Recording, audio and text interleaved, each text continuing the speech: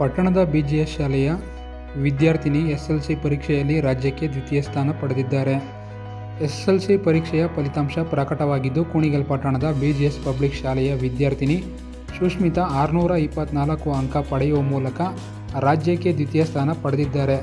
ಇದೇ ಶಾಲೆಯ ಮತ್ತೋರ್ವ ವಿದ್ಯಾರ್ಥಿನಿ ತನುಜಾ GR 623 ಅಂಕ ಗಳಿಸುವ ಮೂಲಕ BGS ಶಾಲೆಯ ಗೌರವವನ್ನು ಹೆಚ್ಚಿಸುವ ಮೂಲಕ ತಾಲೂಕಿಗೆ ಕೀರ್ತಿ ತಂದಿದ್ದಾರೆ. ಇನ್ನು SSLC ಫಲಿತಾಂಶ ಪ್ರಕಟವಾದ ಹಿನ್ನೆಲೆಯಲ್ಲಿ ರಾಜ್ಯಕ್ಕೆ ದ್ವಿತೀಯ ಸ್ಥಾನ ಪಡೆದು ಶಾಲೆಯ ಗೌರವವನ್ನು ಹೆಚ್ಚಿಸಿದ ಸುಷ್ಮಿತಾಗೆ ಶಾಲೆಯ ಶಿಕ್ಷಕರು ಸಿಹಿ ತಿನ್ನಿಸಿ ಸಂಭ್ರಮಿಸಿದ್ದಾರೆ.